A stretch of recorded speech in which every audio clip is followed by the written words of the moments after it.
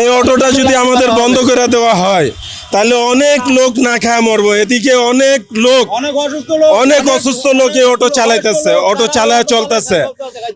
আমি এই দেখেন একটা জিনিস আমি দেখাই, এই দেখেন আমি একজন এই যে বাবুর্চি, ঠিক আছে। এখন আমার কাম কাজ নাই বইলা আমার বোনদের বউ বাচ্চা নিয়ে আমি অটো চালাচ্ছি, ঠিক আছে। এরকম আমার মতন অনেক লোক আছে।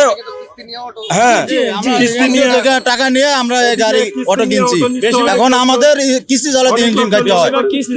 আর যদি মনে করেন আমরা যদি এই অটো যদি বন্ধ করে দেয় তাহলে আমাদের ঢাকা থেকে পলানো ছাড়ার কোনো পথ নেই। কিস্তি দিবে কে? আমাদের রোড এটা বন্ধ হতে কিস্তির পান না দাতে হেডে বুঝবেন না, রোডটা চলছে নাকি চলবে না, তে ওই কিস্তি তো হেডে মানবে না। আমরা তো কিস্তি দিতে হবে, ওই গাড়ি চালায় আর না চালায় দিতে হবে। জিনিসপত্র দিন দিন জিনিসপত্রের দাম বাড়তে আছে, সব জিনিসের দাম বাড়তে আছে। 1000-12 টাকা ইনকাম করে আমরা 1 টাকা আয় করতে পারতেছি না, তাহলে আমাদের বাড়ি কেন লাথি মারবে? আমরা তো কারো ক্ষতি করি নাই, আমরা তো এই দেশে না করে মালটা বন্ধ করতেছেন না। আপনারা এই মালটা বন্ধ করতেছেন না।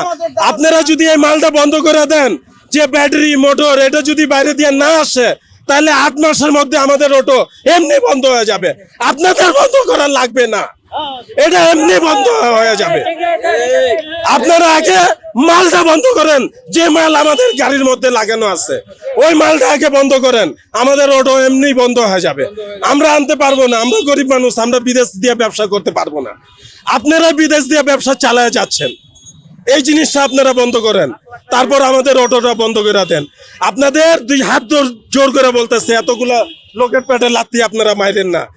কেউ গরিবের পেটে লাত্তি মারা বাঁচে না, আর বাঁচবো না, এই ক্ষমতা থাকবোই না। আসসালামু আলাইকুম। আমাদের দাবি যদি আদায় না করা হোক আমরা রাজপথ ছাড়বো না। আমাদের দাবি যদি এই অটো চালানো না দেওয়া হোক, জায়গা ভাগ করে দেওয়া হোক, বা যেভাবে হোক, বা লিগাল ভাবে আমাদের কার্ড বানানো হোক, যেভাবে হোক আমরা রাজি আছি, কিন্তু এটা চলবে। এটা উঠাই দেওয়া একবারে যে নির্দেশ দেব ওইটা আমরা মানি না, আমরা রাজপথও ছাড়বো না।